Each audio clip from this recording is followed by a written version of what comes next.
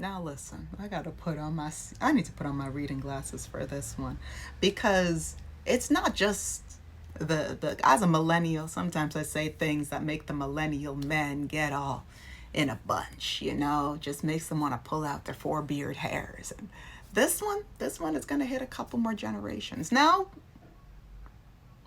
am I mad at it? Absolutely not.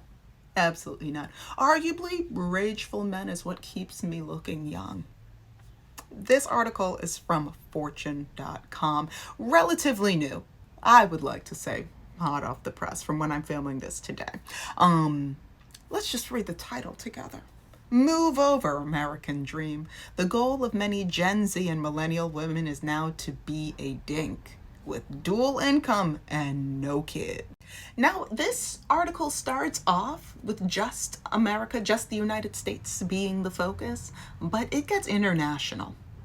And we're going to dive into some stats. Hi, welcome. My name is Shayna. I'm a child-free journalist, and I talk a lot about my child-free life. I talk a lot about decentering man. I talk about the implications and the intertwining of the two. So if any of that sounds like a vibe, please like, share, subscribe. And now, let's learn a little together. America's vision of success is changing. Once upon a time, U.S. adults may have aspired to have a nuclear family. I have a whole video about why the nuclear family is outdated, but that's right over here if you're curious. Let's continue on. Their name on a property. Those crazy times. And maybe even a white picket fence. Not anymore. At least not for a growing number of millennial and Gen Z women who are prioritizing their career and finances over having children.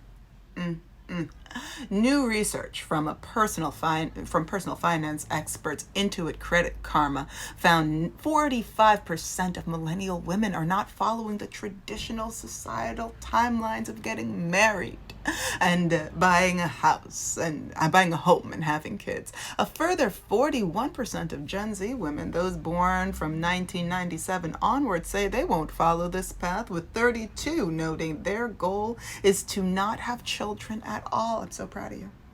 So proud of you. My little cousins, my little siblings are doing great. Instead, they want to be dinks, having dual income with a partner but no children. Scurry them babies somewhere else. It's part of a growing trend in the U.S., but it's not just in the U.S., but we'll dive into that later. In 2022, there were 38.1 million married childless households, an increase of 140% compared with 1960. DINK couples Fortune spoke to previously said their choice was promoted by a range of reasons: pursuing passions, financial freedom, or a focus on their careers. I would also like to say that with the time that we are in right now, it would not surprise me if the increase was also because of international political and which is political concerns, and under that umbrella, climate change concerns, right? There's a lot of people that I think would be open to having kids, but not in this reality. And I support you guys. Keep them kids out of here. We're here for a good time. Who knows about a long time? That was dark. Hold up. Refocusing. These factors are all the more pronounced in Credit Karma's report. There's a lot of Credit Karma talk here. Don't worry, it's just ad placement. What you gonna do? It found a quarter of American women are delaying having children in order to focus on their careers, a figure that correlates to the number of women who earn more than their partners. Now let's just take a moment to focus on that for a hot second, because the unmitigated gall of some men out here wanting a woman to not only be the main financial provider for the house, but then to also create femurs, to build brains, to make a person, and then to push that person out into the world while still being the main. There is a level of audacity that I'm gonna need everyone with a uterus to just grab a straw and sip into it, because right. Focus on your career, especially. Just focus on your passions. Focus on what makes you happy. Now, listen, there's some people that are like, oh, I would love to have kids, and I'm just waiting for my partner to get their stuff. I don't know how to tell you this, but if you know what, that's a story for another video. And maybe your partner will get it together financially. Maybe they'll be able to become the main money maker in the house, so that way you can focus on literally making an extra set of intestines for a person that would be leaching off of your internal nutrients and resources. Maybe they would be able to get that together. That's an awful lot of hope to put in something that is not your current reality. But hey, once again, not my man, not my problem. Some men do get it together, but I'm going to just keep reading. I'm going to just keep reading because I don't like the stats on that one. These factors were all the more pronounced, and nope, I already read that. We're down here. While jobs and career form one major reason why women aren't having children right now, another is financial situation, something is blocking it, and savings. For the 35% of millennial women who told Credit Karma they don't want to have kids, money was often a significant factor. 40% of the group said they could not afford children, compared to 35% of Gen Zers planning to be dinks. It is expensive to have children. It is an expense. I look at people with kids today and I go, man, you got money. I just assume, I don't know if that could be the case, but talk about house poor. You could be house poor, you could be kid poor. Out there selling plasma. On top of that, getting a plan in place to potentially have children in the future comes with a hefty price tag. Nearly 1/3 of the millennial women surveyed said that the eye-watering sums, tears, which come with fertility treatment, egg freezing, adoption, and surrogacy, are what keeps them from family planning.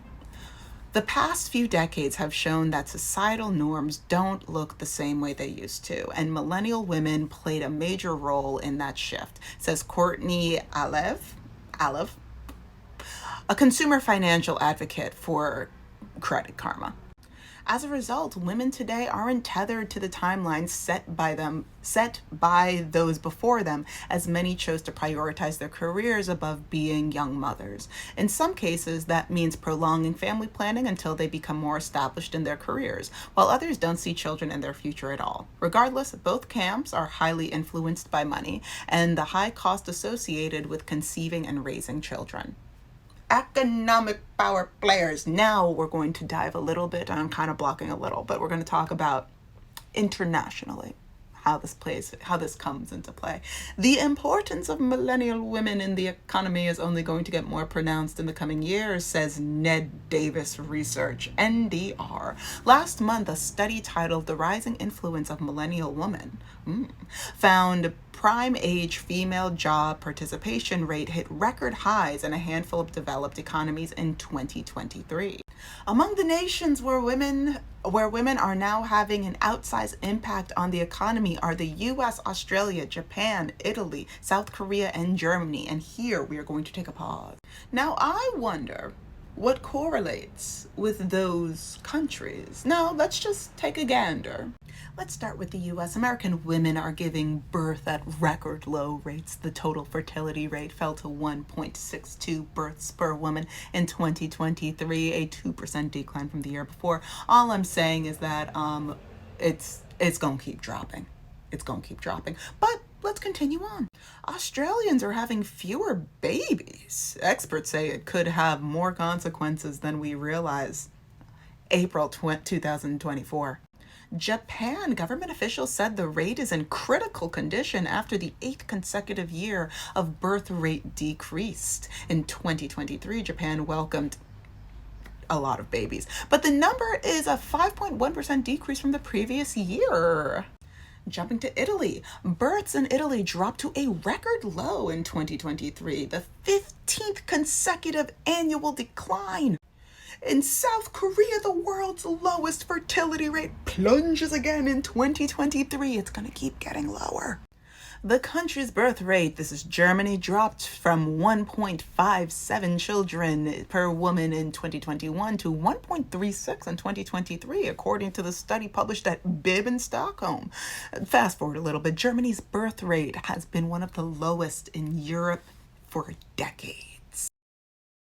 Now, call me crazy, but isn't it almost as though the more women are able to be successful and thrive in the workforce, the better that they do, the less interested they are in succumbing to traditional gender norms, things that is traditionally just popping out babies. Isn't it interesting that the more women are allowed to do what they want to do, the less they want to have babies?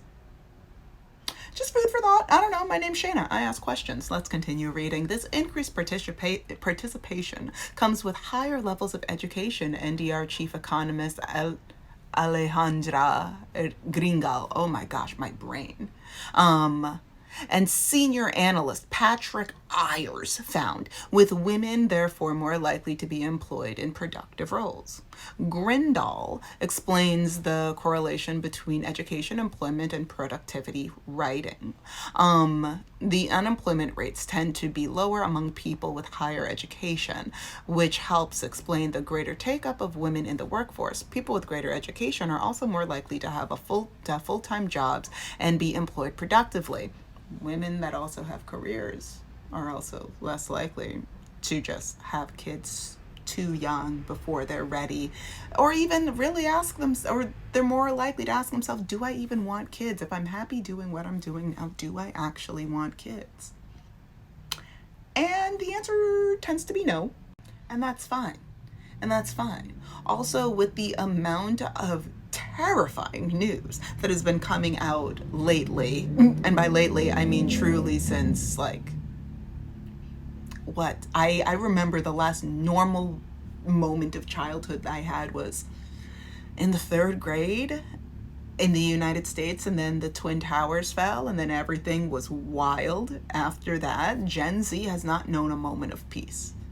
They're not going to assume, oh yeah, like things are going to go back to normal at some point. There's a lot of millennials that grew up with this idea of, yeah, oh yeah, like things will go back to. Gen Z never had an ounce of that delusion, right? The capitalistic monument crumbled long before the first Gen Z came into consciousness, right? So yeah, it makes sense that there's going to be an increasing number of Gen Z that are uninterested in having children. And then for the millennials who are having their eyes wide open moments, it's going to make sense that a lot of us are also going to join this bandwagon. So share your thoughts with me. Tippity type them away in the comments section. And don't forget to like, share, subscribe, all of that great stuff. And I will talk to you guys later. Okay, bye.